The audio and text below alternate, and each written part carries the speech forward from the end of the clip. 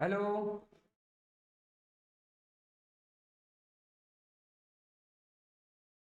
देखिए हम शुरू कर रहे हैं रिवीजन किस चैप्टर का? आरटीसी का। ठीक है, ध्यान सुनते जाए। मॉड्यूल के हिसाब से मैं आपको कराते जा रहा हूँ पॉइंट बाय पॉइंट, ताकि आपका प्रॉपर रिवीजन भी हो जाए। आप बस एक मिनट रुकना।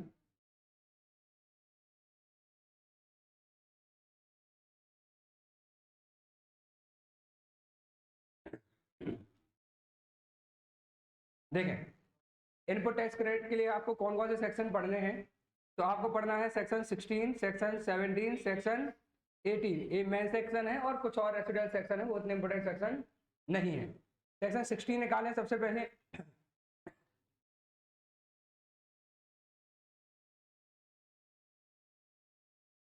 देखें पेज नंबर 8.8 पे सेक्शन 16 में क्या लिखा हुआ है कि कौन सा पर्सन एलिजिबल होता है आईटीसी लेने के लिए।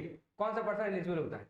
तो सेक्शन 16(1) बोलता है कि हर रजिस्टर्ड पर्सन क्या कर सकता है, अपने इनपुट और इनपुट सर्विस या कैपिटल गुड्स की आईटीसी क्लेम कर सकता है। पर्सन का क्या होना है, रजिस्टर्ड होना जरूरी है। बस जो गुड्स खरीद रहा है, सर्विस ले रहा है, उसको बिजनेस में क्या करने वाला हो, कंज्यूम या यूज करने वाला हो।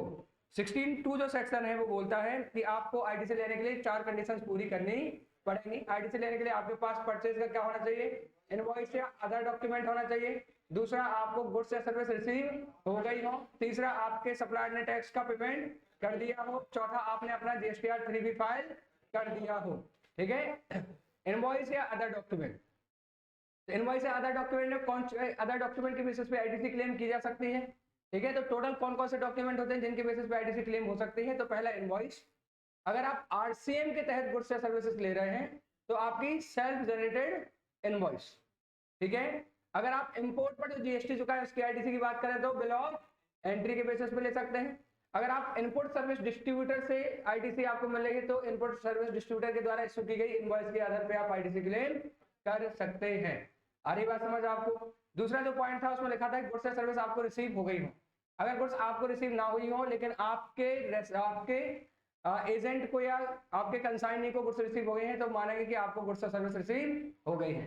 तीसरा पॉइंट लिखा है कि आप क्या कर सकते हैं, जीएसटी की आईटीसी तब ले सकते हैं जब आपके सप्लायर ने उसका पेमेंट कर दिया हो। लेकिन अगर सप्लायर ने पेमेंट ना किया हो तो आप प्रोविजनल बेसिस पे भी ले सकते हैं। आपका सप्लायर रिटर्न फाइल नहीं करता, या रिटर्न फाइल करता है और कुछ इनवॉइसेस नहीं दिखाता, जिनके जो आपको उसने सेल किए वो इनवॉइस नहीं दिखा रहा है, आप उन इनवॉइस के संबंध में भी आईटीसी क्लेम कर सकते हैं। लेकिन maximum 5% of the invoices not uploaded by the supplier. अगर आपका सप्लायर आपको गुड्स बेचता है लेकिन इनवॉइस अपलोड नहीं करता है तो उसके संबंध में भी, उनके संबंध में भी आप 5% तक आईटीसी क्लेम कर सकते हैं। और जो इनवॉइस अपलोड हो गई उनकी आईटीसी तो आप क्लेम कर ही सकते हैं। ये रेट पहले 10% थी, लेकिन आफ्टर अमेंडमेंट कितनी हो गई है, 5% हो गई थी। इस बार का अमेंडमेंट है तो 10 लिखा होगा तो आप उसको चेंज करेंगे। और चौथी बात हमने पढ़ी है कि आपको अपना जीएसटीआर 3B फाइल कर देना है। फिर प्रोविजन लिखा हुआ है 16(2) में कि अगर आप उसको लॉट्स में क्या करते हैं, रिसीव करते हैं, तो जब तक आपके पास आखिरी इंस्टॉलमेंट ना आ जाए तब तक आप आईटीसी क्लेम नहीं कर सकते। इनवॉइस वाले चैप्टर में हम पढ़ते हैं कि अगर गुड्स को आप लॉट्स में सप्लाई कर रहे हैं तो जब पहला लॉट निकला है तब आपको इनवॉइस जनरेट कर लेनी है, और जब आप आखिरी लॉट सप्लाई करते हैं उसके साथ आप ओरिजिनल इनवॉइस किसको देते हैं, बायर को। इसलिए जो आपका रेसिपिएंट है वो आखिरी इंस्टॉलमेंट आने के बाद ही आईटीसी क्लेम कर पाता है। फिर फर्दर प्रोवाइड करके उन्होंने लिखा हुआ है कि अगर आपने किसी को गुड्स सप्लाई की है और उधार सप्लाई की है रेसिपिएंट को, और रेसिपिएंट गुड्स को खरीद के ले गया है और उसकी आईटीसी क्लेम कर सकता है, पेमेंट करने की जरूरत नहीं है। फिर से समझना, आपने गुड्स बेची, रेसिपिएंट ने खरीदी, उसने अभी आपका पेमेंट नहीं दिया, कोई दिक्कत नहीं। उसके पास इनवॉइस हो, उसको गुड्स रिसीव हो गई हो, आपने अपना रिटर्न फाइल करके जीएसटी चुका दिया हो और उसने अपना रिटर्न फाइल कर दिया, वो आईटीसी क्लेम कर सकता है, पेमेंट करने की जरूरत नहीं है। लेकिन अगर वो 180 दिन तक पेमेंट नहीं करता इनवॉइस की डेट से, तो फिर उसने जो आईटीसी ले रखी है वो क्या हो जाएगी, रिवर्स हो जाएगी। कब से 180 दिन में पेमेंट नहीं करता, इनवॉइस की डेट से 180 दिन में। किसको पेमेंट नहीं करता, किसको पेमेंट नहीं करता, सप्लायर को पेमेंट नहीं करता। किस चीज का पेमेंट नहीं करता, वैल्यू प्लस टैक्स का। तो अगर 180 दिन में पेमेंट नहीं करता तो जो आईटीसी उसने परचेज ली थी वो रिवर्स हो जाएगी। अगर वो 182वें दिन पूरा पेमेंट करता है तो फिर से वो आईटीसी ले सकता है, या वो 182वें दिन आधा पेमेंट करता है, या 150वें दिन, या कभी भी आधा या पूरा पेमेंट करता है, जितना जितना पेमेंट कर जाएगा उतनी उतनी प्रोपोर्शनल आईटीसी को क्लेम कर सकता है। बात समझ आई? अगर वो 180 दिन में पेमेंट नहीं करता तो आईटीसी रिवर्स हो जाएगी और विद इंटरेस्ट रिवर्स हो जाएगी। कब से कब तक का इंटरेस्ट लगेगा? जिस दिन आपने आईटीसी ली थी और जिस दिन आईटीसी रिवर्स होने के बाद आप क्या कर रहे हो, उसका पेमेंट कर रहा है, उसके बीच आपको 18% की रेट से क्या लगेगा, ब्याज देना पड़ेगा। सेक्शन 16(3) ये बोलता है कि अगर आप कैपिटल गुड्स खरीद के लाते हो, सपोज 1 लाख की, और उस पर आपने 18% का जीएसटी चुकाया है, तो आपका 2 ऑप्शन है। या तो आप 18% जो आपने जीएसटी चुका है उसकी आईटीसी क्लेम कर लें। आईटीसी क्लेम कर लें तो उस कंपोनेंट पे आप इनकम टैक्स में डेप्रिसिएशन क्लेम नहीं कर सकते, और अगर आप डेप्रिसिएशन क्लेम करते हैं तो उस कंपोनेंट को आप आईटीसी क्लेम नहीं कर सकते। 16(4) बताता है time limit of claiming ITC. ITC कब तक क्लेम किया जा सकता है? तो आपने कोई भी परचेज की है, आप उसके इनवॉइस के संबंध में कब तक आईटीसी क्लेम कर सकते हैं? तो आप उसके संबंध में आईटीसी क्लेम कर सकते हैं उस ईयर के खत्म, जिस ईयर का इनवॉइस है उस ईयर के खत्म होने के बाद जो सितंबर मंथ आ रहा है उसके रिटर्न की ड्यू डेट और रिटर्न की actual date, whichever is earlier तक आप आईटीसी क्लेम कर सकते हैं। पक्का? अब आगे ध्यान समझना, अगर कोई आईटीसी आपकी रिवर्स हुई थी, जैसे 180 दिन में आप पेमेंट नहीं कर पाए थे, आपकी आईटीसी रिवर्स हो गई थी, बाद में आप पेमेंट करते हैं, फिर से आईटीसी ले सकते हैं। तो रीअवेलेबल ऑफ आईटीसी में एक जो 16(4) की टाइम लिमिट है सितंबर की रिटर्न वाली, वो अप्लाई नहीं होती है। यानी नॉर्मल आईटीसी लेना है तो सितंबर के रिटर्न तक ले लो, लेकिन अगर आप पहले आईटीसी ले चुके थे, फिर रिवर्स हुआ, फिर से मिल रहा है, तो उसमें सितंबर वाली लिमिट नहीं लगेगी। क्या बात समझ आ गई आपको? रूल नंबर 36 वही बताता है कि आप कौन से डॉक्यूमेंट के हिसाब से आईटीसी क्लेम कर सकते हैं। 36(1) वो आपको बताता है। ठीक है। 36(2) बताता है कि आपका जो इनवॉइस है उस इनवॉइस में कौन कौन सी इंफॉर्मेशन होना चाहिए। तो आपकी जो इनवॉइस है उसमें कम से कम क्या होना चाहिए? उस इनवॉइस में अमाउंट ऑफ टैक्स दिखाई देना चाहिए। जिस इनवॉइस के बेसिस पे आप क्या ले रहे हैं, आईटीसी ले रहे हैं, तो आपका जो सप्लायर इनवॉइस इशू कर रहा है, वैसे तो इनवॉइस में क्या क्या इन्फॉर्मेशन होना चाहिए वो प्रिस्क्राइब्ड है, लेकिन सारी इन्फॉर्मेशन नहीं भी है, तो इतनी इन्फॉर्मेशन तो होनी चाहिए। क्या क्या? Amount of tax charge, description of goods और service, total value of supply, GST IN of supplier and recipient and place of supply in case of interstate supply। फिर से बताएं, इनवॉइस जो इशू कर रहा है आपका सप्लायर, उसमें सारी डिटेल होना चाहिए। सारी डिटेल नहीं है तो भी आपको आईटीसी दे देंगे अगर आपके सप्लायर ने इन्फॉर्मेशन डाली हो। नॉर्मल सी बात समझना, कौन सी इन्फॉर्मेशन हो सकती है? अपना जीएसटी नंबर, रेसिपिएंट का जीएसटी नंबर, ठीक है, यानी दोनों लोग रजिस्टर्ड है। दूसरी बात, गुड्स की वैल्यू कितनी थी, उस पर टैक्स कितना था, क्योंकि उसी के तो आपको आईटीसी लेनी है। और गुड्स का डिस्क्रिप्शन, ताकि उसको हम देख के समझ पाए कि ब्लॉक क्रेडिट वाली गुड्स तो नहीं है। आगे बात समझ। तो क्या क्या इन्फॉर्मेशन होनी चाहिए इनवॉइस के अंदर हर हाल में? GST number of supplier, GST number of recipient, description of supply, value of supply, tax on supply, ये इन्फॉर्मेशन होनी चाहिए। और अगर इंटर स्टेट सप्लाई है तो प्लेस ऑफ सप्लाई भी होनी चाहिए। बाकी इन्फॉर्मेशन नहीं भी हो तो भी आईटीसी क्लेम की जा सकती है। ठीक है।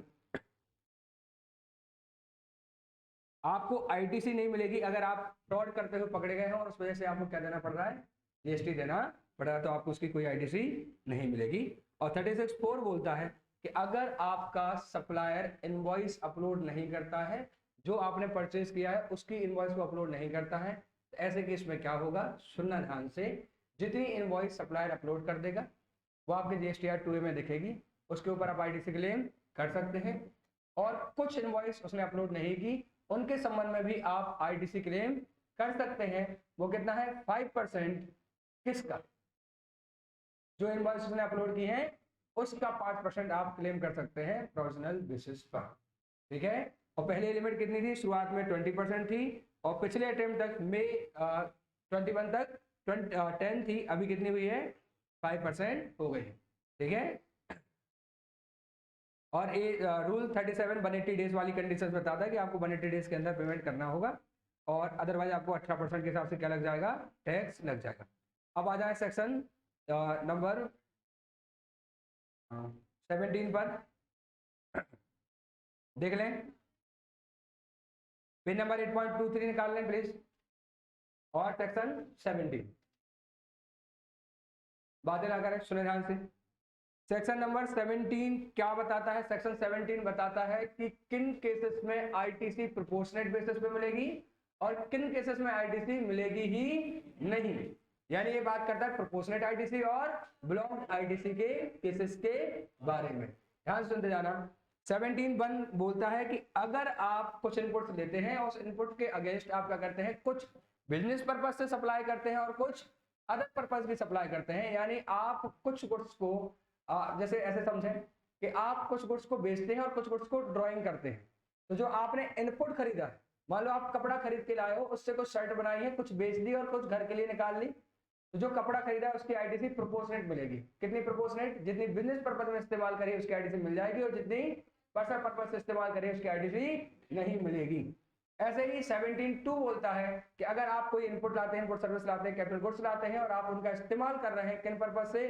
टैक्सेबल सप्लाई करने के लिए और एग्जाम सप्लाई करने के लिए, तो आपको उनके ऊपर चुका के जीएसटी की आईटीसी प्रोपोर्शनेट मिलेगी। जो टैक्सेबल और जीरो रेटेड सप्लाई है उसकी आईटीसी मिल जाएगी, जो एग्जाम सप्लाई है उसकी आईटीसी नहीं मिलेगी। सर हम किसको एग्जाम सप्लाई बोलते हैं? 3 चीजों को एग्जाम सप्लाई बोला जाता है, या तो वो होली एग्जाम हो, ठीक है, जो हम एग्जाम्पल पढ़ते हैं, या फिर जीरो रेटेड एग्जाम हो, या फिर नील रेटेड हो, या फिर तीसरा नॉन टैक्सेबल सप्लाई, जैसे कि पेट्रोल की सप्लाई, डीजल की सप्लाई। तो मैं एक एग्जांपल देता हूँ।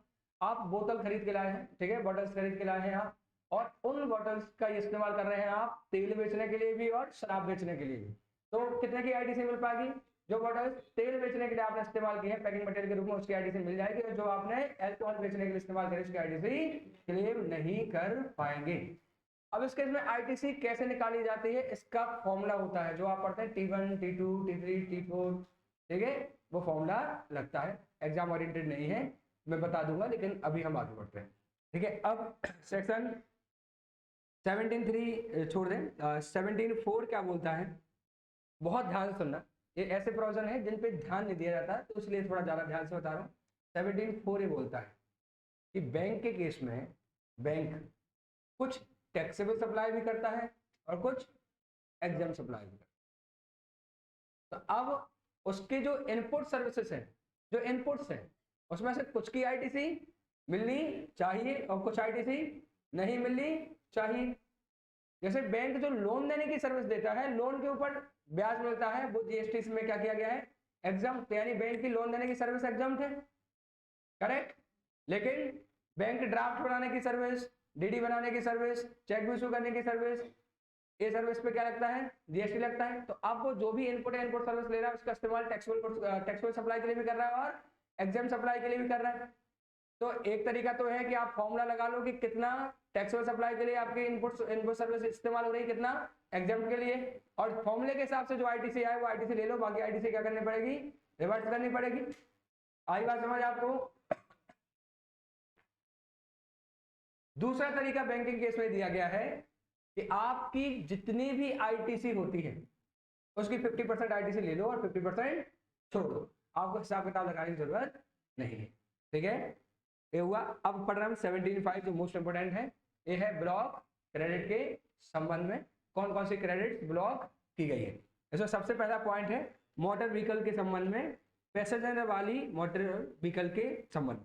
एक बार मैं आपको कुछ प्रोविजन दिखा देता हूं तो थोड़ा समरी हो जाएगा।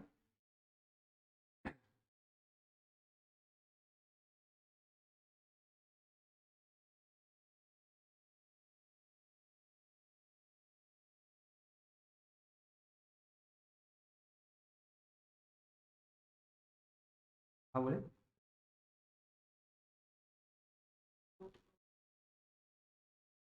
हाँ एक मिनट बता देता हूँ। एक बार बता देता हूँ ना।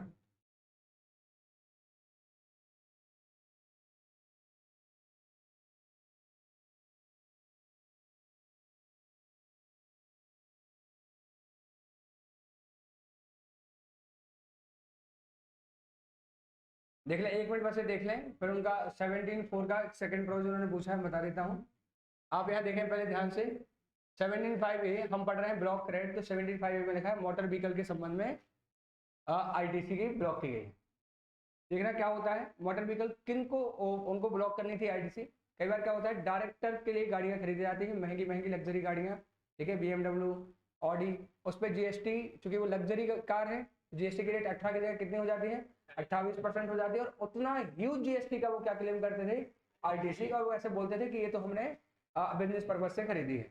तो उन्होंने सिंपल सा प्रोविजन बनाया कि छोटी छोटी गाड़ियों की आईटीसी मिलेगी ही नहीं नॉर्मल केस में, और बड़ी गाड़ियां हैं तो वो तो डायरेक्टली इस्तेमाल की होती नहीं है, तो उसकी आईटीसी हम बाय डिफॉल्ट दे देंगे। गुड्स के ट्रांसपोर्ट के लिए जो आप गाड़ियां ले रहे हैं, ठीक है, उनकी आईटीसी हम दे देंगे, उस पर बहस की मुद्दा है नहीं। लेकिन जो पैसेंजर वाली है यानी जो कार है उनकी आईटीसी हम नॉर्मली नहीं देंगे। अगर 13 सीटर प्लस है तो बाय डिफॉल्ट आईटीसी मिलेगी, और 13 सीटर से कम है तो आपको अगर स्पेसिफिक पर्पज से आप कार को या गाड़ी को इस्तेमाल कर रहे हैं तो आईटीसी मिलेगी, अदरवाइज आईटीसी नहीं मिलेगी। देखना 2 मिनट। मोटर व्हीकल अगर ट्रांसपोर्ट ऑफ गुड्स के संबंध में है तो कुछ भी प्रूव करने की जरूरत नहीं है, आईटीसी मिलेगी। Truck, pickup van, cash delivery van, whatever. Transport of passenger के केस में क्या है, अगर कैपेसिटी गाड़ी की 12+1 है, 12+1 से ज्यादा है तो आईटीसी मिलेगी, आपको कोई कंडीशन पूरी करने की जरूरत नहीं। मैंने एग्जांपल लिखा है, कंडीशन कोई पूरी नहीं करनी।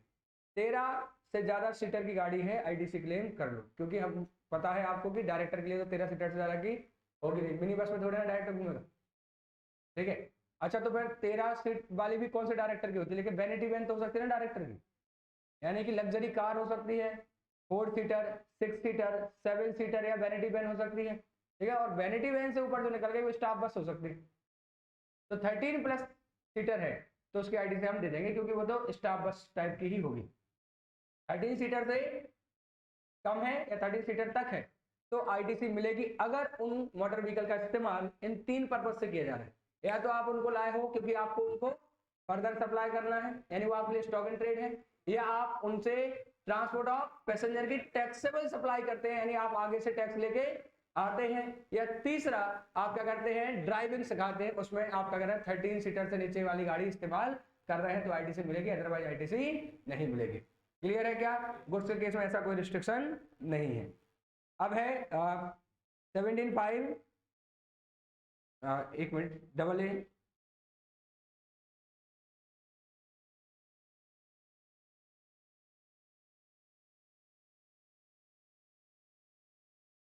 देख लें 17.5 डबल ए में क्या लिखा हुआ है, यही बात लिखी है, लेकिन किसके केस में, वेसल और एयरक्राफ्ट के केस में। सिंपल से समझे, अगर आपके पास प्राइवेट वेसल एयरक्राफ्ट है, ठीक है, यानी प्राइवेट जेट है, तो बताओ आईटीसी मिलनी चाहिए नहीं मिलनी चाहिए? नहीं मिलनी चाहिए। तो अगर आपकी वेसल या एयरक्राफ्ट है तो नॉर्मली आईटीसी नहीं मिलेगी।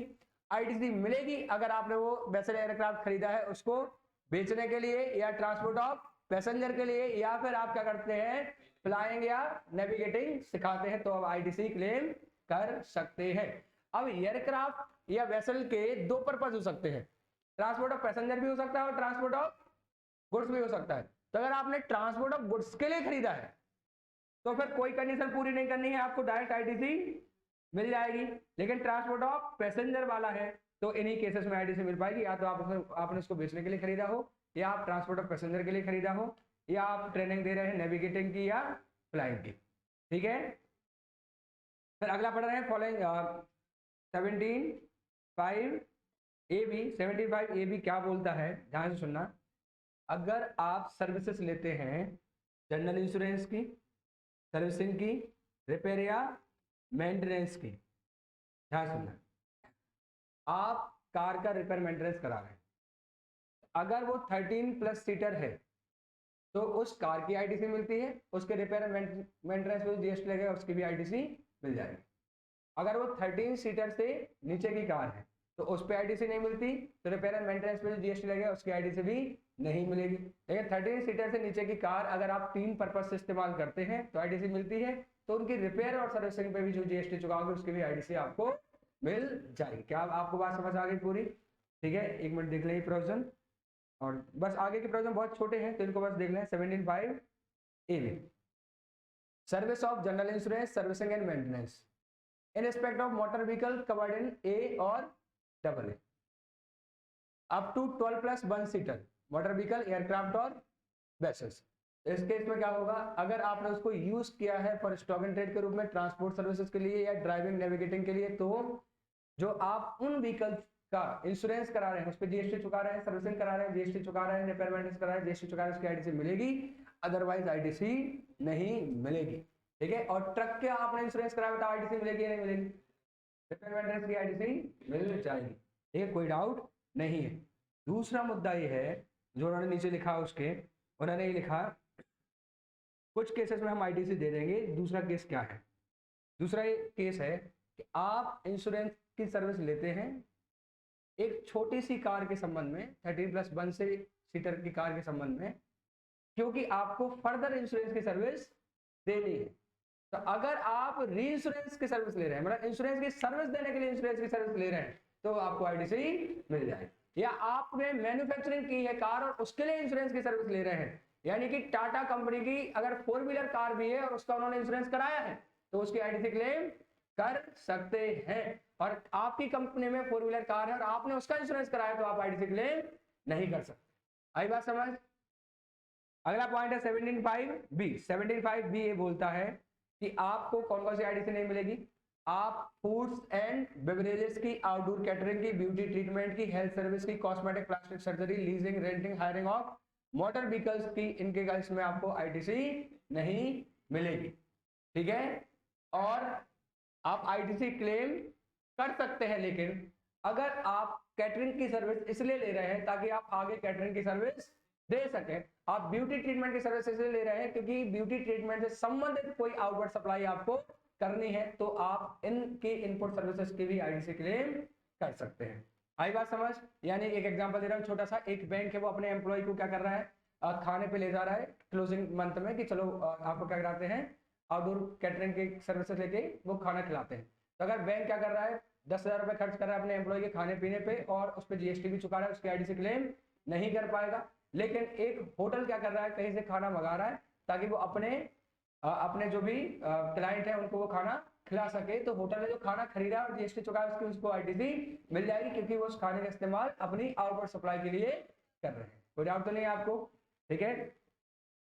अगर आप मेंबरशिप लेते हैं किसी क्लब की, हेल्थ या फिटनेस सेंटर की, तो आपको आईटीसी नहीं मिलेगी। लेकिन अगर मेंबरशिप लेना किसी लॉ के अंतर्गत कंपलसरी है, तो आपको आईटीसी क्लेम कर सकते हैं। ठीक है। Travel benefit extended to employ on vacation such as leave और होम ट्रैवल कंसेशन। अगर आपका एम्प्लॉय काम के लिए बिजनेस पर्पज से विजिट कर रहा है और आप उसका टिकटिंग कराते हैं, तो उस टिकट पर जीएसटी जो चुका है उसकी आईटीसी मिल जाएगी। लेकिन अगर आपका एम्प्लॉय घूमने जा रहा है और आप टिकट कराते हैं, तो उस पर जो जीएसटी चुका है उसकी आईटीसी आप क्लेम नहीं कर सकते हैं। यहाँ देखें 17.5 में क्या लिखा हुआ है, वर्क कॉन्ट्रैक्ट की सर्विसेज। ठीक है। और 17.5 में लिखा हुआ है कंस्ट्रक्शन की सर्विसेज। इन दोनों को एक साथ बता रहा हूं। अगर आप इमूवेबल प्रॉपर्टी के संबंध में, एक्सेप्ट प्लांट एंड मशीन, अगर आप इमूवेबल प्रॉपर्टी के संबंध में वर्क कॉन्ट्रैक्ट की सर्विस लेते हैं या कंस्ट्रक्शन की सर्विस लेते हैं या उनके कंस्ट्रक्शन में कोई गुड्स इस्तेमाल करते हैं, आप उनकी आईटीसी क्लेम नहीं कर पाओ। बहुत सिंपल तरीके से बताऊं, आप अपना factory, office, rest room, guest room, employ की बिल्डिंग बना रहे हैं। अब इसको बनाने के लिए आप वर्क कॉन्ट्रैक्ट की सर्विस लें, इसको बनाने के लिए आप सीमेंट खरीद के लाएं या कंस्ट्रक्शन की सर्विस लें, उसकी आप आईटीसी क्लेम नहीं कर पाएंगे। लेकिन अगर मशीन इमूवेबल है, उसके कंस्ट्रक्शन के संबंध में आप वर्क कॉन्ट्रैक्ट की सर्विस लेते हैं या सीमेंट लाते हैं, उस सबकी आईटीसी आप क्लेम कर सकते हैं। अगेन बोल रहा हूं, बस ये आखिरी बात ध्यान सुनना। अगर आप इमूवेबल प्रॉपर्टी का कंस्ट्रक्शन कराते हैं और कंस्ट्रक्शन के संबंध में आप वर्क कॉन्ट्रैक्ट की सर्विस लेते हैं या गुड्स लेके आते हैं या कंस्ट्रक्शन की सर्विस लेते हैं, तो आईटीसी क्लेम नहीं होगा। लेकिन अगर प्लांट एंड मशीनरी के केस में ले रहे हैं तो आईटीसी क्लेम कर सकते हैं। प्लांट एंड मशीनरी का मतलब होगा प्लांट एंड मशीनरी भी, और उनका जो फाउंडेशन है उसे भी हम क्या बोलते हैं, प्लांट एंड मशीनरी। अगर प्लांट एंड मशीनरी का फाउंडेशन बनाने में सीमेंट का इस्तेमाल हुआ है या वर्क कॉन्ट्रैक्ट सर्विस का इस्तेमाल हुआ है, उसकी भी आप आईटीसी क्लेम कर पाओ।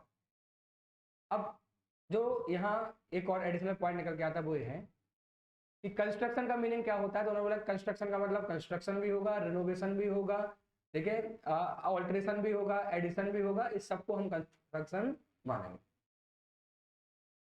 बस कंस्ट्रक्शन हम मानेंगे अगर खर्चे को कैपिटलाइज कर दिया जाए तो। अब आप अपने ऑफिस बिल्डिंग का रिन्यूअल कराते हैं और जो भी खर्चा होता है उसको आप कैपिटलाइज कराते हैं, तो हम बोलेंगे कि आपने कंस्ट्रक्शन करवाया है और उसकी आईटीसी आप नहीं ले पाओगे। लेकिन अगर आप अपने ऑफिस का रिन्यूअल कराते हैं, रिपेयर कराते हैं और खर्चे को कैपिटलाइज नहीं करते हैं, तो उसको कंस्ट्रक्शन नहीं माना जाएगा। यानी कि अगर आपने ऑफिस की बिल्डिंग का, फैक्ट्री की बिल्डिंग का रिपेयर कराया है और उस खर्चे को पीएनएल चार्ज किया है, तो कंस्ट्रक्शन की सर्विस पे जो भी जीएसटी चुका है उसकी आप आईटीसी क्लेम कर सकते हैं।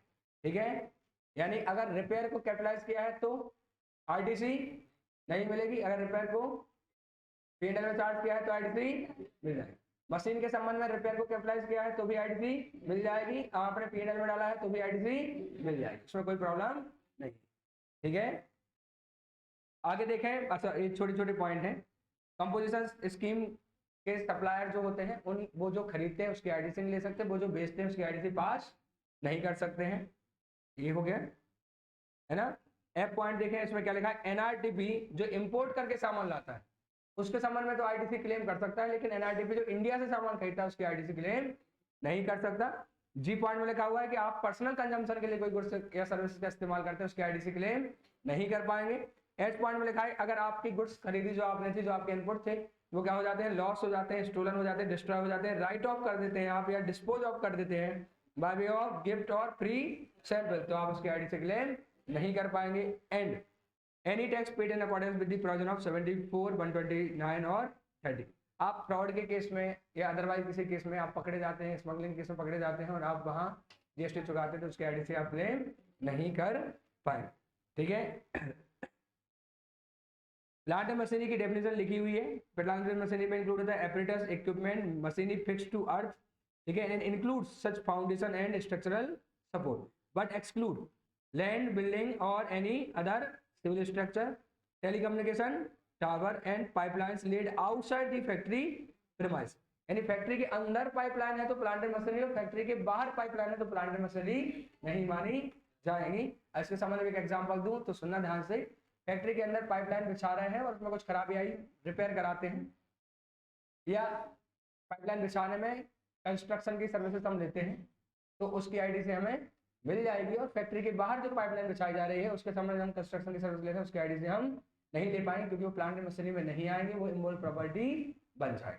ओके, टेलीकम्युनिकेशन टावर लगवा रहे हैं, उसके कंस्ट्रक्शन में जो भी खर्चा हो रहा है उसकी जीएसटी की आईटीसी क्लेम नहीं कर सकते क्योंकि वो प्लांट एंड मशीनरी में नहीं आते। चूंकि टावर अर्थ से अटैच होते हैं इसलिए वो क्या बन जाते हैं, इमोल प्रॉपर्टी बन जाते हैं, आईटीसी नहीं मिल पाए। ठीक है,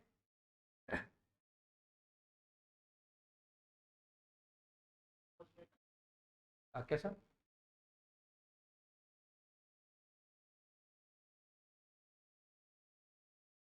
हाँ, तो जितना पोर्शन फैक्ट्री के अंदर है उसकी आईटीसी मिल जाएगी, बाकी की नहीं मिलेगी।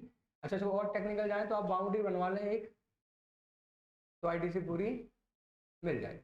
ठीक है,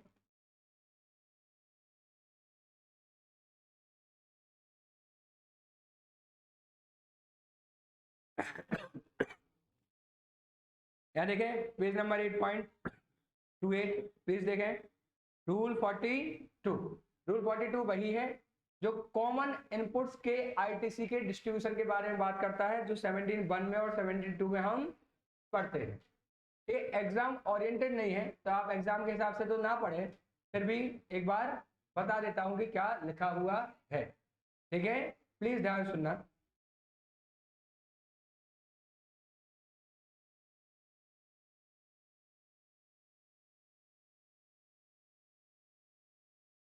प्लीज देखें रूल 42 क्या बोलता है, प्लीज ध्यान से देखें, एक बार बता दो नहीं तो मैंने छोड़ा तो आपको छोड़िए।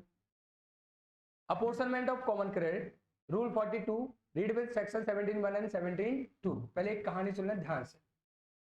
कहानी ये है कि आप, जो मैंने लिखा है वही समझा देता हूं। आप कपड़ा लाते हैं, उससे कपड़े बनाते हैं और आगे बेचते हैं। अब आप 3 तरीके के कपड़े बना रहे हैं। एक जो रेगुलर तरीके के हैं, आप जिन्हें सप्लाई करते हैं। एक आप डिफेंस के लिए यूनिफॉर्म बना रहे हैं जो कि एग्जाम सप्लाई होती है। और कुछ कपड़े आप अपने पर्सनल पर्पज से बना रहे हैं। ठीक है, ओके। 3 कौन कौन से कपड़े, नॉर्मल रेगुलर सप्लाई के लिए, एक यूनिफॉर्म बना रहे हैं डिफेंस के लिए तो वो एग्जाम सप्लाई के लिए, और तीसरा पर्सनल पर्पज। अब इन कपड़ों के लिए आप अलग अलग कपड़ा लेके आए, तो जो आप रेगुलर कपड़े बनाने के लिए जो कपड़ा लेके आए उसकी आईटीसी आपको मिलेगी। जो डिफेंस की यूनिफॉर्म बनाने के लिए आप कपड़ा लेके आए हैं वो आईटीसी नहीं मिलेगी, क्योंकि उसकी सप्लाई क्या है, एग्जम्प्ट है। और जो पर्सनल पर्पज से आप कपड़े निकालेंगे, उसके लिए जो आप कपड़ा लेके आए हैं उसकी आईटीसी आपको नहीं मिलेगी, है ना, क्योंकि वो पर्सनली कंज्यूम हो रहा है। आगे ध्यान सुनना, अब हम किस बारे में बात करने वाले हैं। अब आप उन कपड़ों के अलावा कुछ बटन और धागा भी लाए हैं। क्या धागा भी स्पेसिफिक लाए होंगे या एक साथ लाए होंगे, तो उनके बारे में बात हो रही। अब उन धागे से क्या कर रहे हैं, हम कपड़े सिल रहे हैं, या वो बटन हम इस्तेमाल कर रहे हैं कपड़ों में। कौन कौन से कपड़ों में, रेगुलर सप्लाई में भी, एग्जाम सप्लाई में भी और पर्सनल कंजम्पशन में भी। तो ध्यान से सुनना कि आप जो कपड़ा रेगुलर सप्लाई के लिए लाए उसकी आईटीसी मिलेगी, जो एग्जाम सप्लाई के लिए कपड़ा लेके आए उसकी आईटीसी नहीं मिलेगी, जो कपड़ा आप पर्सनल पर्पज से लाए उसकी आईटीसी नहीं मिलेगी, और जो धागा लाए हो उसके केस में क्या होगा, कुछ आईटीसी मिलेगी और कुछ आईटीसी नहीं मिलेगी। वही है सेक्शन 17(1) और 17(2). वो क्या बोलता है कि जब आप कॉमन इनपुट लेके आते हो तो आप एक बार क्या करें, पूरी आईटीसी पहले तो ले लें, यानी धागे की और बटन की पूरी आईटीसी ले लें, और फिर मंथली बेसिस पे देखें आपने इस महीने कितना टैक्सेबल सप्लाई की है, कितनी एग्जाम।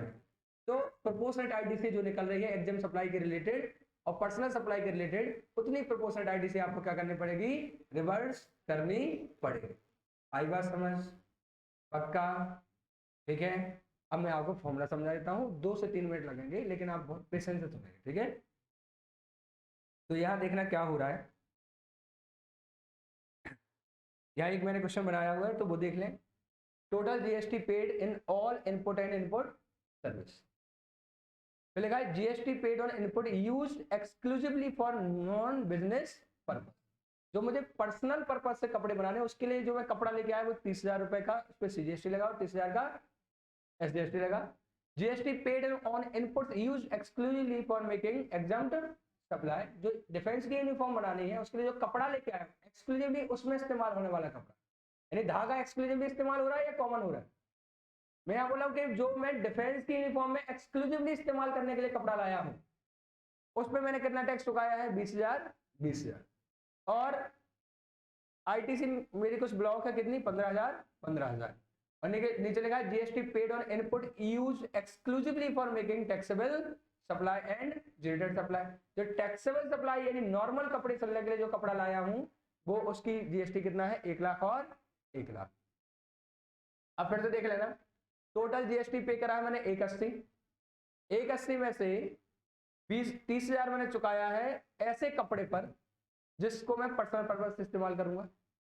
20,000 चुकाया मैंने ऐसे कपड़े पर जिससे मैं एग्जाम सप्लाई करूंगा। 15,000 की जीएसटी मेरी ब्लॉक है और 1 लाख मैंने जीएसटी चुकाया ऐसे कपड़े पर जिसको मैं नॉर्म सप्लाई में इस्तेमाल करूंगा। बताओ इनमें से किसकी आईटीसी मिलेगी, किसकी आईटीसी नहीं मिलेगी। टोटल में से 30,000 की आईटीसी नहीं मिलेगी, 20,000 की आईटीसी, 15,000 की आईटीसी नहीं मिलेगी। कितना हो गया, 30 20 50 और 15 कितना हो गया, 65। इन 65 की आईटीसी नहीं मिलेगी। और बताओ 1 लाख की आईटीसी मिलेगी या नहीं मिलेगी, मिल जाएगी। तो ये हो गया 1,65,000। 65 की आईटीसी नहीं मिलेगी, 1 लाख की मिल जाएगी। टोटल कितना था, 180। कितना और बचा, 15,000। 15,000 किसका जीएसटी है, धागे का और बटन का, ठीक है। और इसमें से कुछ आईटीसी मिलेगी और कुछ आईटीसी नहीं मिलेगी। लेकिन आप पहले क्या करोगे, पहले आप पूरी आईटीसी क्लेम कर लोगे और फिर जितनी आईटीसी रिवर्स होनी वो धीरे धीरे रिवर्स करना शुरू करोगे। अब आप फॉर्मूले को सुनना। आपने इस महीने में जो सप्लाई की है वो क्या क्या की है, एग्जाम सप्लाई आपकी हुई है इस बार 20 लाख, टैक्सेबल सप्लाई हुई है 30 लाख, ड्यूटेड सप्लाई हुई है 10 लाख। फॉर्मूला ये है कि सबसे पहले आप टोटल आईटीसी देखें टी, उसमें से जो आईटीसी नहीं मिलनी है, साफ साफ मना है, उसकी आईटीसी तो आप क्लेम भी मत करना। क्या क्लेम मत करना, ऐसे कपड़े की आईटीसी जिसको आप एक्सक्लूसिवली किसके लिए लेके आए हो, नॉन बिजनेस पर्पस से, T1 हटा दो, आईटीसी नहीं मिलेगी। फिर ऐसे कपड़े जो एक्सक्लूसिवली किसके लिए लेके आए हो, एग्जाम के लिए, उसको हटा दो, T2 आईटीसी नहीं मिली। फिर ऐसी आईटीसी हटा दो जो ब्लॉक है, T3 आईटीसी नहीं मिली। तो T वैसे T1 T2 T3 हटा दो, बचा T4। अब T4 के अंदर क्या क्या है, T4 के अंदर दो चीजें, ऐसा कपड़ा जो एक्सक्लूसिवली टैक्सेबल सप्लाई करने के लिए आया है और कॉमन धागा बटन। तो जो आप एक्सक्लूसिवली टैक्सेबल सप्लाई में लाए उसकी आईटीसी भी मिलेगी और जो कॉमन है उसकी भी आप आईटीसी क्लेम कर लोगे और फिर कॉमन को थोड़ा थोड़ा रिवर्स करोगे। तो T3 हटाने पर सॉरी C1 आता है। तो C1 वो ITC है जो किस किस के लिए है, कॉमन के लिए भी और एक्सक्लूसिवली टैक्सेबल के लिए। और उसमें से अगर मैं एक्सक्लूसिवली टैक्सेबल सप्लाई के लिए आने वाला कपड़ा हटा दूं, T4 हटा दूं, तो क्या बन जाएगा, C2 आ जाएगा, जिसे बोलेंगे ITC ऑन कॉमन इनपुट। अब मेरे सवाल के आंसर दे दो, बात खत्म हो गई है। कौन कौन सी ITC आप क्लेम कर लोगे? आप T4 क्लेम कर लोगे और C2 क्लेम कर लो। क्लेम पूरा C2 करोगे, कितना? पूरा C2, प्लीज ध्यान सुनना। क्लेम करेंगे आप पूरा C2 और T4, यानी मीनिंग ये हुआ कि आपने C1 क्लेम कर लिया, जो एक्सक्लूसिवली टेक्सुअल पर्पस से इस्तेमाल हो रहा है वो भी क्लेम कर लिया, और जो कॉमन है वो भी क्लेम कर लिया। अब आप क्या करोगे, जो कॉमन में से रिवर्स करना है वो आप रिवर्स करोगे। अब ऐसा कभी मत बोलना कॉमन में से इतना इतना ITC लेते जाएंगे, नहीं, ITC तो हम पूरा ले चुके हैं, अब थोड़ा थोड़ा क्या करते जाएंगे, रिवर्स करते जाएंगे। तो कैसे निकालेंगे, अब ध्यान सुनना। जो C2 बताया है वो कॉमन इनपुट है, तो कॉमन इनपुट में से D1 निकालना है, C2 into exempt supply divide by, तो निकल आएगा कॉमन इनपुट में से एग्जाम सप्लाई के संबंध में कितना इनपुट इस्तेमाल हुआ है। तो ये D1 क्या कर दिया जाएगा, रिवर्स कर दिया जाएगा। C2 आप पूरा ले चुके हो, C2 में से जो एग्जाम सप्लाई को बिलोंग करता है उतना आप क्या कर दोगे, रिवर्स करोगे, उसको हम लेंगे D1। अब ऊपर एग्जाम सप्लाई तो लिखा है, लेकिन सर जो मैंने पर्सनल कपड़े बनाए थे उसका, उसमें भी तो धागा लगा है, तो उसके लिए उन्होंने डीम्ड कर रखा है, उन्होंने बोला D2 पर्सनल पर्पस वाला है, C2 इंटू 5 फिक्स है, ठीक है। तो ये D1 और D2 क्या हो जाएगा, रिवर्स हो जाएगा, ITC2 भी रिवर्स, D1 D2। एक बार यहाँ देख लें क्वेश्चन को सॉल्व किया मैंने, तो C1 में लिखा है इतना ITC ई क्रेड लेजर में ले जाएं, ठीक है, और फिर जो D1 और D2 निकल रहा है इसको आप क्या करते जाएं, रिवर्स करते जाएं। तो आप कितना GST ले चुके होंगे, टोटल ITC क्रेडिटेड टू इरेजर 1,15,000, 1,15,000, इतना ITC ले लो, और इतनी ITC E credit E liability register में रिवर्स कर देंगे, D1 और D2।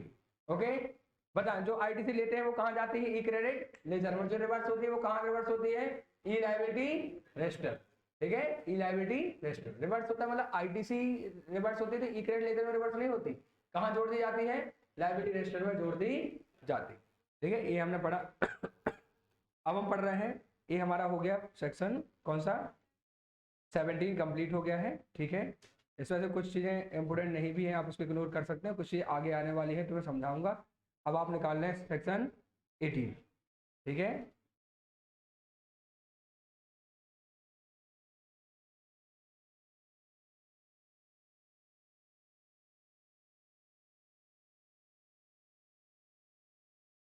ये सेक्शन 18 पेज नंबर है 8.62।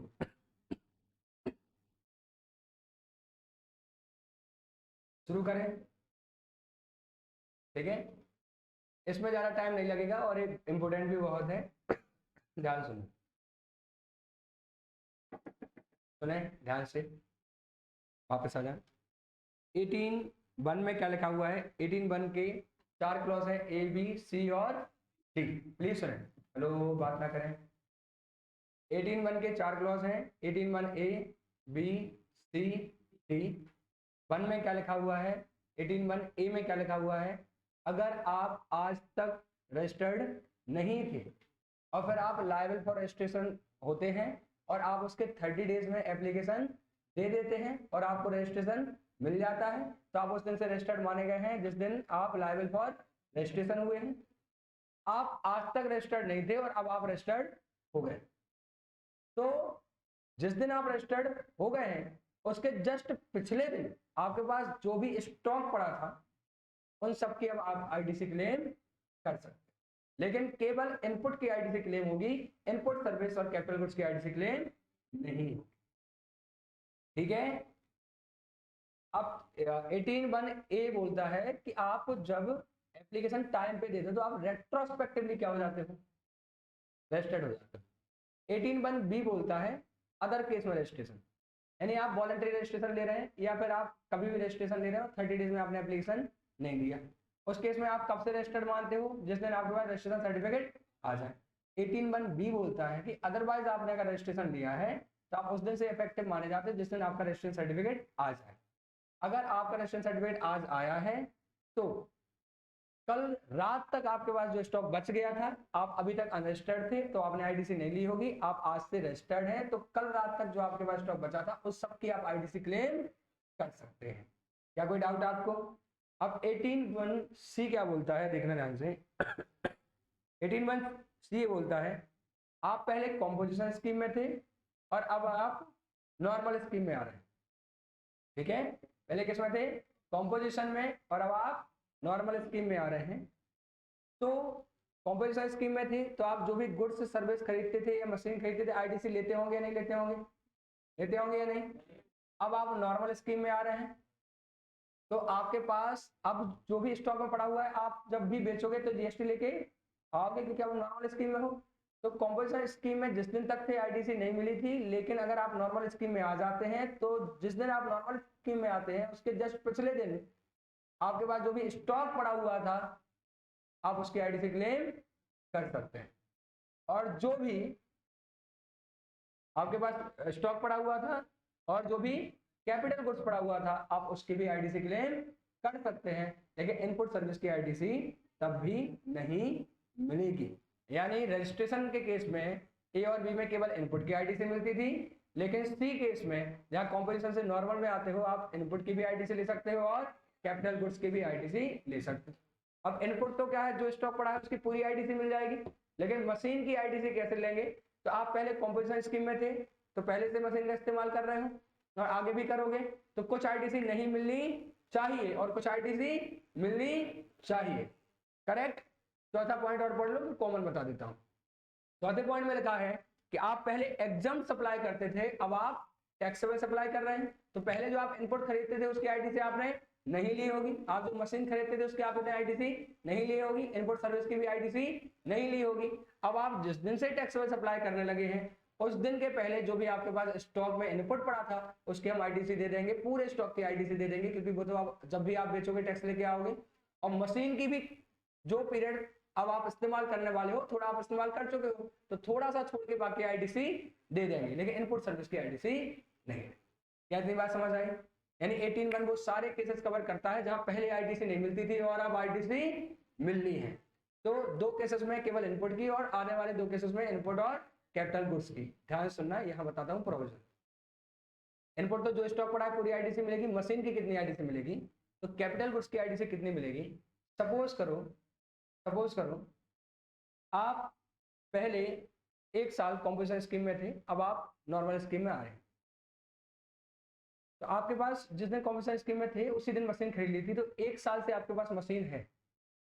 ठीक है, अब आप नॉर्मल स्कीम में आ गए, या आप एक साल से एग्जाम सप्लाई कर रहे थे, अब आप नॉर्मल स्कीम में आ गए हैं और आपने बिल्कुल साल की शुरुआत में ही मशीन खरीद ली।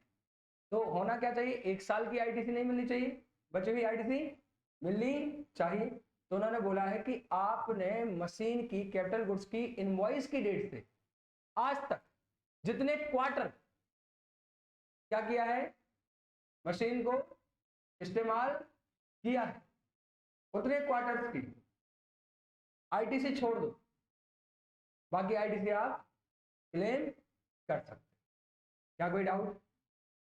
फिर से सुन लें। तो आप एक साल इस्तेमाल कर चुके हैं तो आप क्या करेंगे, 4 क्वार्टर की आईटीसी छोड़ दो और बाकी आप क्या कर सकते हैं, आईटीसी क्लेम कर सकते हैं। समझे ध्यान से क्या हो रहा है?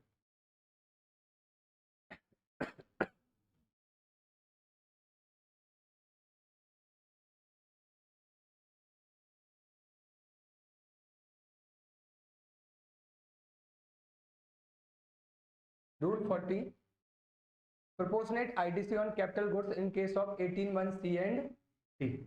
ITC to be claimed कितनी मिल जाएगी, तो total ITC on capital goods minus 5% पर क्वार्टर और part of the quarter from date of invoice of capital goods, जितना बचा उतनी आईटीसी आप क्लेम कर सकते हैं। क्वार्टर्स फिक्स हैं, जनवरी फरवरी मार्च को एक क्वार्टर माना जाएगा, अप्रैल से ही दूसरा क्वार्टर शुरू होगा, अप्रैल मई जून जुलाई अगस्त सितंबर अक्टूबर नवंबर दिसंबर।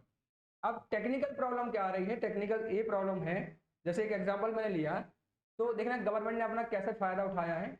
उन्होंने कैलकुलेशन क्वार्टरली की है। तो सपोज करें, मैं एग्जांपल भी दिखा देता हूं तो कवर ही हो जाएगा। मिस्टर एक्स ने क्या कर रहे हैं, बिजनेस रन कर रहे हैं, कॉम्पोजिशन स्कीम में थे लास्ट 3 सालों से। 10 अक्टूबर 2021 को उन्होंने क्या करा है, रेगुलर स्कीम में आ गए हैं। अब detail of plant machinery acquired by him, उन्होंने एक प्लांट मशीनरी खरीदी थी 15 मार्च 2021 में, और अक्टूबर 2021 में वो रेगुलर स्कीम में आ गए। वैल्यू ऑफ मशीन थी 10 लाख और जीएसटी चुकाया था 180। Calculate the ITC available on opting in regular scheme. ध्यान से देखें क्या होगा। तो आप मशीन का इस्तेमाल कर रहे हैं 15 मार्च से, और आप रेगुलर स्कीम में कब आए हैं, 10 अक्टूबर को। ठीक है, 10 से लिखा है, ठीक। अब उन्होंने क्या बोला है कि आप चूंकि अभी कॉम्पोजिशन स्कीम में थे तो इतने पीरियड की आईटीसी नहीं मिलनी चाहिए, तो जितने भी क्वार्टर इनवॉइस से लेके अभी तक हो गए उसका 5% आईटीसी का कर दो, माइनस कर दो, बच्चों की आईटीसी ले लो। तो क्वार्टर कितने हो गए हैं, जनवरी फरवरी मार्च क्वार्टर माना जाएगा। भले ही आपने 15 मार्च से इनवॉइस बनी है, 15 मार्च से मशीन खरीदी, आप माना जाएगा कि मार्च वाला एक क्वार्टर, अप्रैल मई जून वाला एक क्वार्टर, जुलाई अगस्त सितंबर का एक क्वार्टर, और अक्टूबर का एक क्वार्टर। भले ही अक्टूबर के केवल 10 तारीख तक पहुंचे थे, तो जो भी क्वार्टर है वो फिक्स है। ऐसा नहीं कि डेट टू डेट जाएंगे, मार्च टच किया मार्च वाला पूरा क्वार्टर, अक्टूबर टच किया अक्टूबर का पूरा क्वार्टर, और बीच के क्वार्टर। तो कितने क्वार्टर हो गए, 4। तो आईटीसी में से 5% पर क्वार्टर के हिसाब से तो कितना हट जाएगा, 20% हट जाएगा। और कितनी आईटीसी मिल पाएगी, ठीक है देख लें। तो 180 की टोटल आईटीसी थी, 5% पर quarter part of the quarter, तो 5% हटेगा, 4 क्वार्टर का 20%, 36,000 हटेगा, और 1,44,000 की आप आईटीसी क्लेम कर सकते हैं। क्या कोई डाउट आपको, प्लीज डाउट है क्या, नहीं, हटाएं इसको, देखें ध्यान से, प्लीज देखें। हेलो, 18.2 क्या बोलता है, 18.2 ये बोलता है कि जो हम 18.1 में आपको आईटीसी दे रहे हैं वो आईटीसी तो देंगे, लेकिन अगर आप सोचो कि आप कॉम्पोजिशन स्कीम में थे, अब आप रेगुलर स्कीम में आए हैं, या आप एग्जाम सप्लाई करते थे अब आप टैक्स सप्लाई कर रहे हैं, या आपका अभी नया नया रजिस्ट्रेशन हुआ है, और आपके पास जो स्टॉक पड़ा है या जो कैपिटल गुड्स है उसके हम आईटीसी तो देंगे, लेकिन अगर उस कैपिटल गुड्स या स्टॉक का जो इनवॉइस है वो 1 साल से पुराना है तो हम आपको कोई भी आईटीसी नहीं देंगे। यानी कि आपके पास जो स्टॉक पड़ा है आईटीसी मिलेगी, लेकिन उसका इनवॉइस 1 साल से ज्यादा पुराना नहीं होना चाहिए। ओके, 16.3 क्या बोलता है, अगर 18.3 क्या बोलता है, अगर आप क्या करते हैं, किसी के साथ अमलगमेट हो जाते हैं, ठीक है, या आपका बिजनेस क्या हो जाता है, किसी के साथ मर्ज हो जाता है, तो अगर आप अपने बिजनेस को सेल कर देते हैं, मर्जर करा देते हैं, डीमर्जर करा देते हैं, अमलगमेशन हो जाता है, ठीक है, और आप अपने बिजनेस के एसेट के साथ साथ लायबिलिटी भी क्या कर देते हैं, अगले पर्सन को ट्रांसफर कर देते हैं, तो जो भी आपकी आईटीसी थी आप वो भी अगले पर्सन को ट्रांसफर कर सकते हैं। फिर तो बताएं क्या हो रहा है, आपका बिजनेस ट्रांसफर हो रहा है और एसेट के साथ साथ लायबिलिटी भी ट्रांसफर हो रही है, तो आप आईटीसी ट्रांसफर कर सकते हैं। इसके लिए आपको क्या प्रोसीजर अपनाना पड़ेगा, जो बंदा अपना क्या कर रहा है, बिजनेस बेच रहा है, उसको जीएसटी कॉमन पोर्टल में बताना पड़ेगा कि मैं अपना बिजनेस इस पर्सन को बेच रहा हूं और मैं अपनी आईटीसी ट्रांसफर करना चाहता हूं। रेसिपिएंट को जाके क्या करना होगा, एक्सेप्ट करना होगा कि हाँ मैं इसका बिजनेस खरीद रहा हूं और मुझे आईटीसी दे दी जाए, तो उसको आईटीसी मिल जाएगी। अब जो बंदा ट्रांसफर कर रहा है बिजनेस, उसको एक सर्टिफिकेट भी अपलोड करना होगा सीए या सीएमए से कि इस पर्सन ने बिजनेस बेचते समय लायबिलिटी भी ट्रांसफर की है। आई बात समझ, यानी बिजनेस के साथ लायबिलिटी ट्रांसफर होना जरूरी है और उसका सर्टिफिकेट अपलोड करना होगा, और एक रिक्वेस्ट जनरेट करनी होगी कि देखो मैं तुम्हें बिजनेस बेच रहा हूं, उसको एक्सेप्ट करो, वो एक्सेप्ट करेगा, उसको आईटीसी ट्रांसफर हो जाएगी। ओके, 18.4 क्या लिखा हुआ है, 18.4 में हम पढ़ते हैं,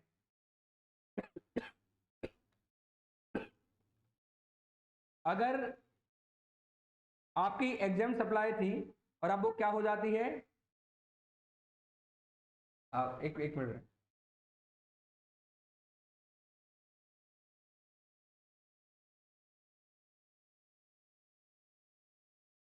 एटीन फोर में क्या लिखा हुआ है देखें ध्यान से। 18.4 ये बोलता है, 18.4 रिवर्स है किसका, 18.1 सी और डी का। 18.1 सी में हम पढ़ते हैं कॉम्पोजिशन से रेगुलर स्कीम में आए हो या फिर एग्जाम से टैक्सेबल सप्लाई हुई है, आईटीसी मिलेगी। 18(4) बोलता है कि अगर आप टैक्सेबल से एग्जम्प्ट हो गए हो या रेगुलर स्कीम से कॉम्पोजिशन में आए हो, तो अब क्या होगा, आप पहले टैक्सेबल थे, अब एग्जम्प्ट हो रहे हो। आप पहले रेगुलर स्कीम में थे, अब क्या हो रहे हैं, आप कॉम्पोजिशन में आ रहे हो। तो ध्यान सुनना क्या होगा, ऐसा होगा कि जब आप टैक्सेबल थे तो जो स्टॉक खरीदा था उसकी आप आईटीसी क्लेम कर चुके होंगे, जो मशीन खरीदी उसकी आईटीसी क्लेम कर चुके होंगे। अब आप एग्जाम सप्लाई कर रहे हो, तो जब आप एग्जाम सप्लाई करने लगे तो उस दिन के जस्ट पिछले दिन आपके पास जो भी स्टॉक पड़ा था उसकी आईटीसी आपको क्या करनी पड़ेगी, रिवर्स करनी पड़ेगी। जो भी कैपिटल गुड्स है उसमें भी प्रोपोर्शनेट आईटीसी आपको क्या करनी पड़ेगी, रिवर्स करनी पड़ेगी। क्या कोई डाउट? लेकिन जो रिवर्सल प्रोविजन है कैपिटल गुड्स के संबंध, उसके केस में अब क्या हो रहा है, आप टैक्सेबल थे और अब आप क्या हो गए हैं, एग्जाम। तो पहले आपको आईटीसी मिलनी थी और बची हुई आईटीसी आपको रिवर्स करनी है। तो टोटल आईटीसी माइनस जितनी मिलनी चाहिए हटा दो, बची हुई रिवर्स करना है। जब माइनस किया जाएगा तो वो क्वार्टरली बेसिस पे माइनस नहीं किया जाएगा, मंथली बेसिस पे रिवर्स किया जाएगा। किस बेसिस पे? मंथली बेसिस पे माइनस किया जाएगा।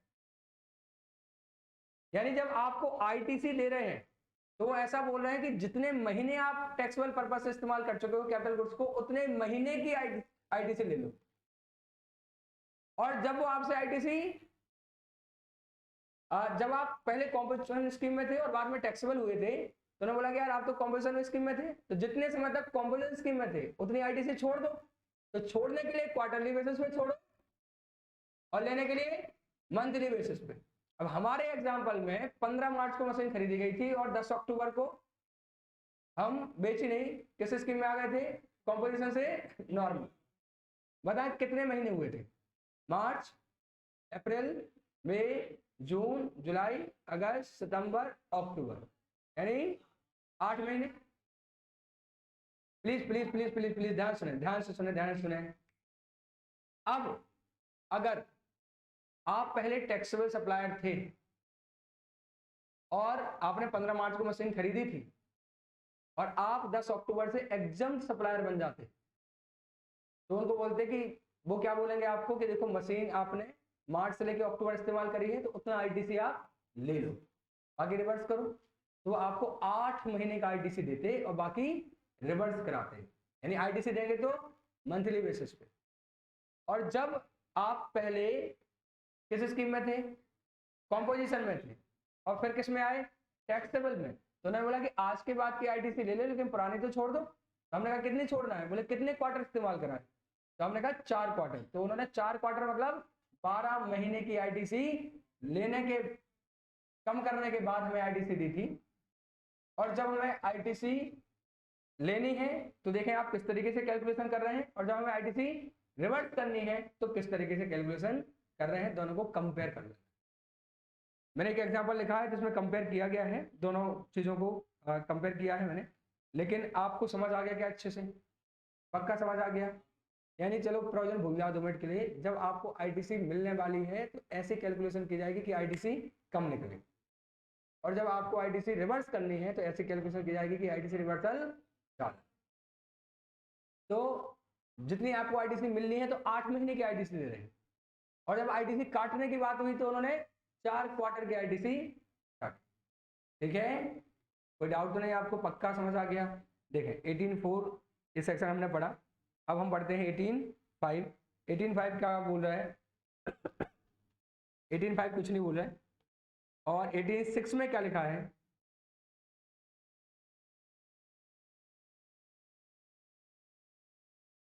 एटीन सिक्स से बोलता है अगर आपने क्या किया, प्लीज सुने ध्यान से।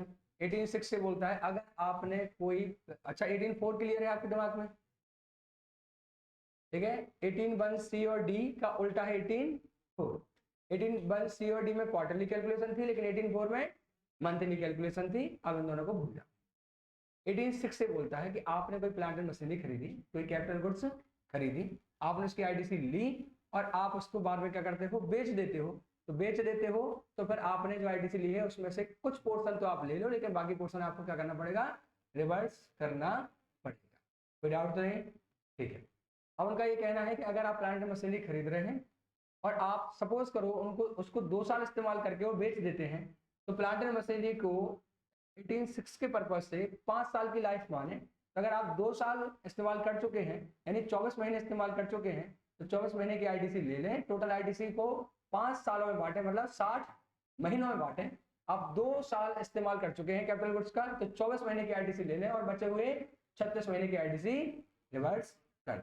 आप 4 साल गुड्स को इस्तेमाल कर चुके हैं, तो आप क्या करें, 4 साल की आईटीसी ले लें, लेकिन 12 महीने की आईटीसी क्या कर दें, रिवर्स कर दें। आप 5 साल गुड्स को इस्तेमाल कर चुके हैं और फिर बेचते हैं, तो कोई आईटीसी रिवर्स नहीं होगी। यानी जब आईटीसी सेल के केस में रिवर्स होनी है, तो एसेट की लाइफ कितने साल लेके चल रही है, हमें 5 साल लेके चल रही है। 5 साल इस्तेमाल कर लिया आपने एसेट, तो कोई आईटीसी रिवर्स नहीं होगी। क्या ये बात समझ आ गई आपको? अब पूरा प्रोविजन सुना रहा हूँ 18(6) का, वो सुन लें।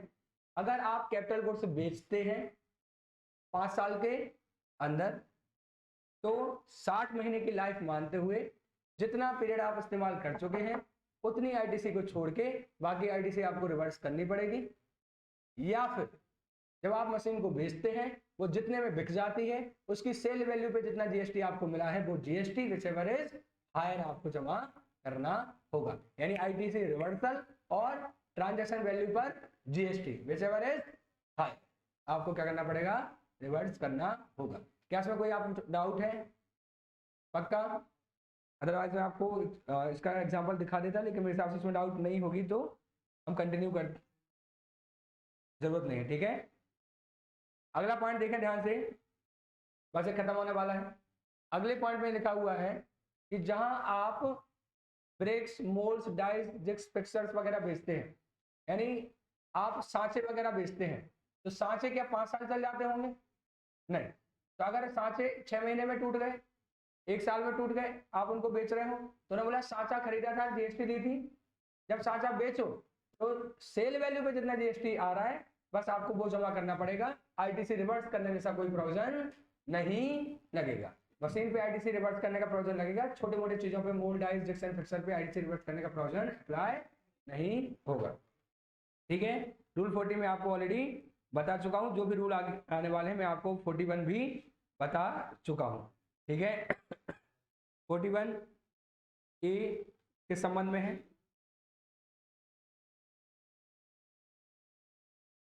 41 ए एक नया प्रोविजन है, 8.67 पे देख लें, यह लिखा हुआ है, ये नया प्रोविजन है, ध्यान सुन लेना। 41 A, transfer of credit on obtaining separate registration for multiple place of business within a state और यूनियन टेरिटरी। पहले मेरा एक ही बिजनेस, एक ही रजिस्ट्रेशन था, सारे इनवॉइस मेरे नाम पे बन के आते थे। अब मेरी जो 5 दुकानें थी जिनका मैंने एक ही रजिस्ट्रेशन ले रखा था, अब मैंने 5 रजिस्ट्रेशन ले लिए। अब पहले तो इनवॉइस एक ही दुकान के नाम पे आए सारे, लेकिन अब सारी दुकान के अलग अलग रजिस्ट्रेशन है। तो ऐसे केस में क्या हो सकता है, जिस दुकान के नाम पे इनवॉइस थे वो अपना आईटीसी 500 लोगों में डिवाइड करते। क्या करेगा वो आईटीसी को, जो भी बिजनेस रजिस्टर्ड हो गए सब में डिवाइड कर सकता है। ठीक है, तो अगर एमपी में आपकी 4 दुकानें, इंदौर, भोपाल, ग्वालियर, जबलपुर, और पहले केवल इंदौर रजिस्टर्ड था तो पूरे इनवॉइस उसके नाम पे आए थे, अब बाकी रजिस्ट्रेशन ले लिए हैं, तो इंदौर अपना आईडीसी क्या कर सकता है, ट्रांसफर कर सकता है, किनको, न्यू रजिस्टर्ड पर्सन को। ठीक है, ओके। इसके लिए उसको क्या फॉर्म फाइल करना पड़ेगा, जीएसटी आईडीसी 02A फाइल करना पड़ेगा। 48 में बता चुका हूं आपको, ठीक है, रूल, और इस तरीके से सेक्शन 18 भी खत्म होता है। ये जो अगला पॉइंट है 8.78, ये इंटर वालों के लिए रिलेवेंट नहीं है और ये फाइनल वालों के लिए रिलेवेंट है। और बस इसके साथ देखें तो distribution of credit by input service distributor, inter वाले इग्नोर कर देंगे इस पोर्शन को, 5 मिनट का पोर्शन है। ठीक है, बात नहीं करेंगे, इग्नोर करने का मतलब है ना सुने और सुनना, इसके बाद रजिस्ट्रेशन कंटिन्यू करेंगे। ठीक है, हम 9:30 तक पढ़ सकते हैं, कोई इशू नहीं है। आप तो रजिस्ट्रेशन और कर लेंगे। ठीक है, अब सुने ध्यान से प्लीज,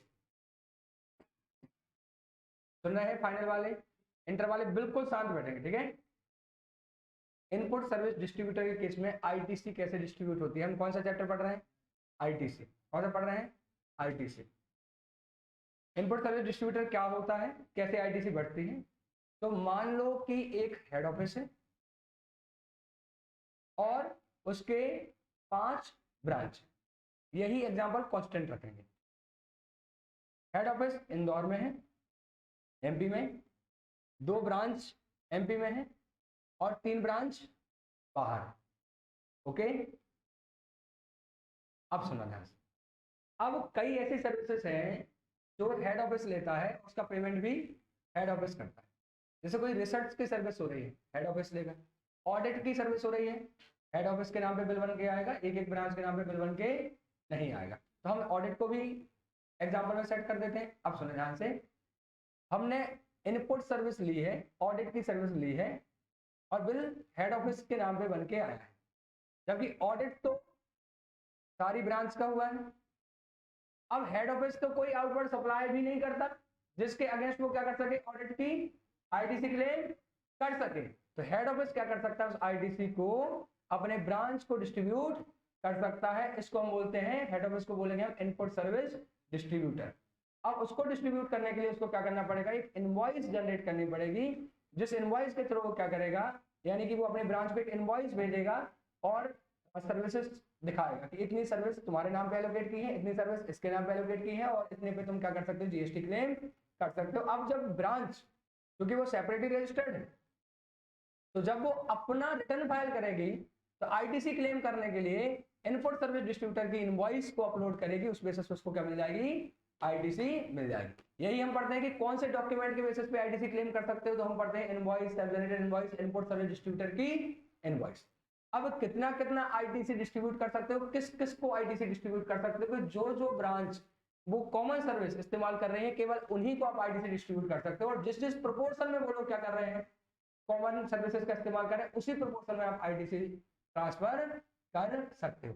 यानी कि कोई ब्रांच है वो कॉमन सर्विस का इस्तेमाल नहीं कर रही, कि आप उसको आईटीसी ट्रांसफर कर सकते हैं, नहीं कर सकते हैं, ठीक है। और क्या आप उसके प्रोपोर्शन से ज्यादा आईटीसी को ट्रांसफर कर सकते हैं, वो भी आप नहीं कर सकते। आगे बात आपको समझ, ठीक है। तो बस 2-3 मिनट और लगेंगे आपको देखना ध्यान से।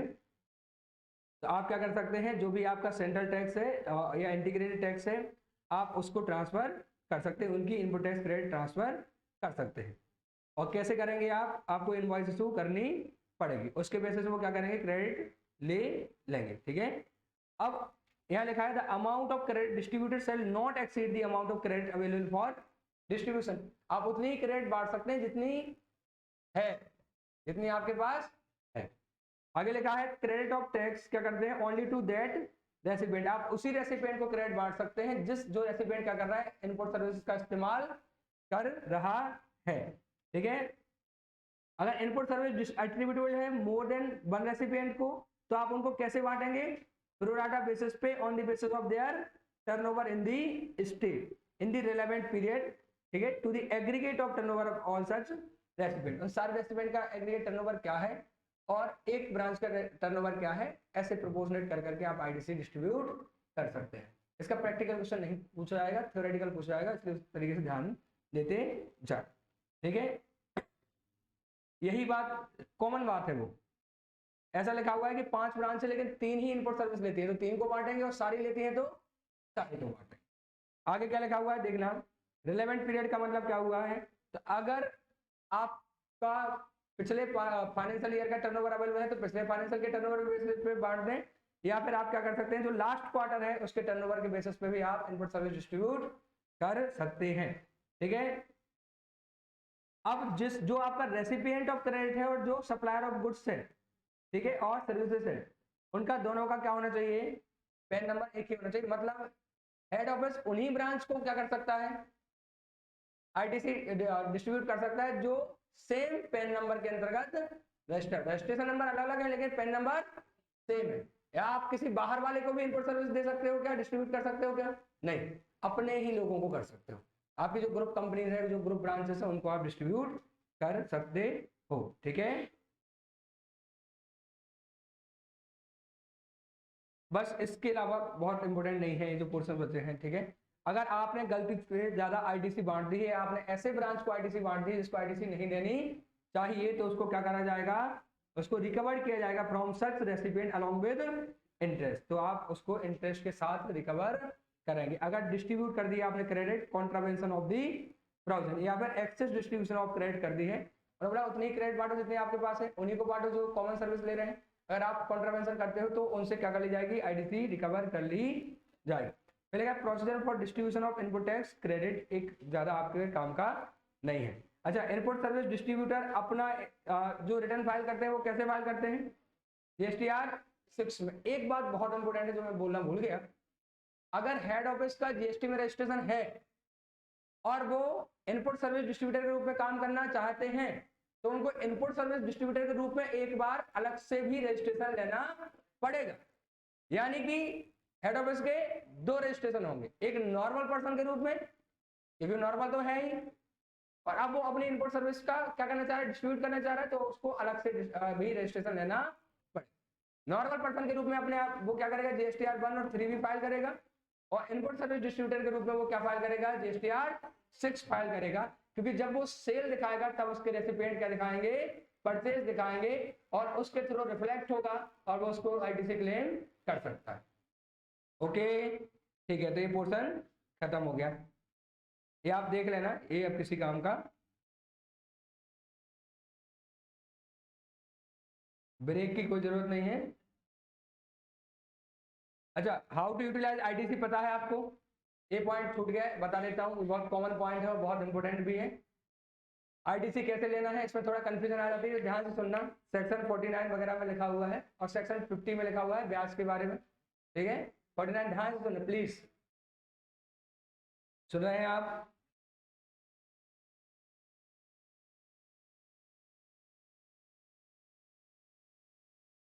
आईटीसी का इस्तेमाल कैसे किया जा सकता है,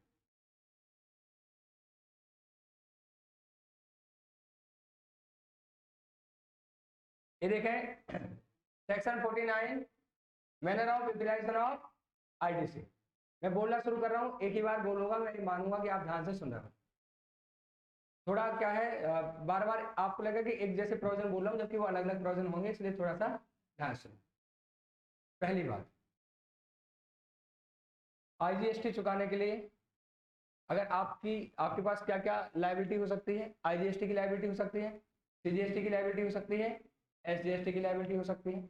आपके पास क्रेडिट कौन सी हो सकती है, आईजीएसटी क्रेडिट हो सकती है, सीजीएसटी क्रेडिट हो सकती है, एसजीएसटी या यूडीएसटी क्रेडिट हो सकती है। अब वहां नहीं देखें 2 मिनट के लिए, बताएं आईजीएसटी चुकाने के लिए, आईजीएसटी चुकाने के लिए आप कौन कौन सी क्रेडिट का इस्तेमाल कर सकते हैं। आईजीएसटी,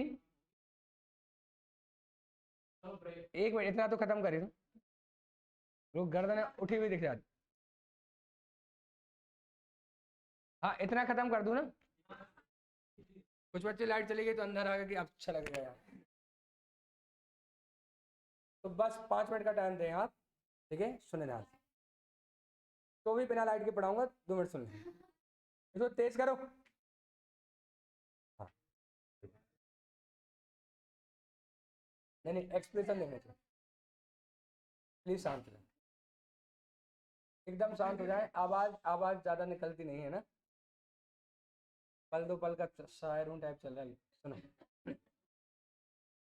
आपका पेबल हो सकता है आईजीएसटी, सीजीएसटी, एसजीएसटी, ठीक है, एक मिनट रिकॉर्डिंग तो हो रही है। आपका पेबल हो सकता है आईजीएसटी, सीजीएसटी और एसजीएसटी। आईजीएसटी चुकाने के लिए आप आईजीएसटी क्रेडिट का इस्तेमाल कर सकते हैं, सीजीएसटी क्रेडिट का इस्तेमाल कर सकते हैं और एसजीएसटी का इस्तेमाल कर सकते हैं। सीजीएसटी चुकाने के लिए आप आईजीएसटी का इस्तेमाल कर सकते हैं, सीजीएसटी का इस्तेमाल कर सकते हैं, और एसजीएसटी चुकाने के लिए आईजीएसटी और एसजीएसटी का इस्तेमाल कर सकते हैं। सीजीएसटी चुकाने के लिए एसजीएसटी का इस्तेमाल नहीं होगा, एसजीएसटी के लिए सीजीएसटी का इस्तेमाल नहीं होगा, ये आप जानते हैं। अगली बात, आपको आईजीएसटी चुकाना है, ठीक है, आपके पास आईजीएसटी पड़ा हुआ है, सीजीएसटी पड़ा हुआ है, एसजीएसटी पड़ा हुआ है, आपको क्या चुकाना है, आईजीएसटी। आईजीएसटी चुकाने के लिए सबसे पहले किसका इस्तेमाल होगा, आईजीएसटी, फिर CGST, और जब तक CGST का इस्तेमाल ना हो जाए तब तक SGST का इस्तेमाल नहीं होगा। अगेन आपको IGST चुकाना है, ठीक है, CGST चुकाना है, SGST चुकाना है। आपके पास IGST पड़ा हुआ है, CGST पड़ा हुआ है, SGST पड़ा हुआ है। तो IGST, CGST और SGST चुकाना है, IGST, CGST और SGST पड़ा हुआ है। तो सीक्वेंस ये है कि आप इन तीनों को चुकाने के लिए सबसे पहले, तीनों को चुकाने के लिए सबसे पहले IGST का इस्तेमाल करोगे। जब तक IGST खत्म नहीं हो जाता तब तक आप किसी और की क्रेडिट का इस्तेमाल नहीं कर सकते। अगर आपको IGST चुकाना है तो भी सबसे पहले IGST का इस्तेमाल होगा। अब मैं जो सवाल पूछ रहा हूं बताना, मुझे CGST चुकाना है, मेरे पास CGST की क्रेडिट पड़ी हुई है और IGST की क्रेडिट पड़ी हुई है, क्या करूं? IGST का क्रेडिट इस्तेमाल होगा। जब तक IGST क्रेडिट खत्म ना हो जाए तब तक CGST क्रेडिट का इस्तेमाल नहीं किया जा सकता। फिर से पूछ रहा हूं, दोबारा बताना, मुझे IGST चुकाना है, IGST चुकाना है, मेरे पास IGST, CGST और SGST पड़ा हुआ है। पहले IGST, फिर CGST, फिर SGST। मेरे पास IGST पड़ा हुआ है, मुझे IGST, CGST और SGST चुकाना है। सबसे पहले IGST का इस्तेमाल, IGST, और उसके बाद चाहे तो CGST में करो, चाहे तो SGST में करो, कोई रिस्ट्रिक्शन नहीं है। तो यहाँ देखना कॉम्प्लेक्टिंग बात क्या है कि आपको जब CGST और SGST चुकाना है तो IGST को आप किसी भी ऑर्डर में इस्तेमाल कर सकते हो, लेकिन अगर आपको IGST चुकाना है और CGST और SGST पड़ा हुआ है तो पहले CGST का इस्तेमाल होगा और फिर SGST का इस्तेमाल होगा। ये कंक्लूड होती है बात। एक दो पॉइंट दोबारा बोल देता हूं, जब तक IGST की क्रेडिट का पूरा इस्तेमाल ना हो जाए आप किसी और की क्रेडिट का इस्तेमाल नहीं कर सकते। IGST चुकाने के लिए CGST और SGST में से पहले CGST का इस्तेमाल होगा, उसके बाद ही SGST का इस्तेमाल किया जाएगा। SGST, CGST चुकाने के लिए अगर आपके पास IGST पड़ा हुआ है आप किसी भी ऑर्डर में इस्तेमाल कर सकते हो। आई बात समझ? अब मुझे बताना, मेरे पास क्या है, CGST चुकाना है मुझे, ठीक है, और खैर सारी सिचुएशन कवर हो गई मेरे हिसाब से। अब कोई भी पॉइंट बोलूंगा तो कवर ही हो, ठीक है ठीक है ठीक है, तो सारी सिचुएशन कवर हो गई है, ठीक है। देखो थोड़ी देर का इंतजार करो, लाइट आएगी तो रजिस्ट्रेशन पढ़ा दूंगा, लाइट नहीं आई तो मुश्किल है क्योंकि गला सपोर्ट नहीं करेगा।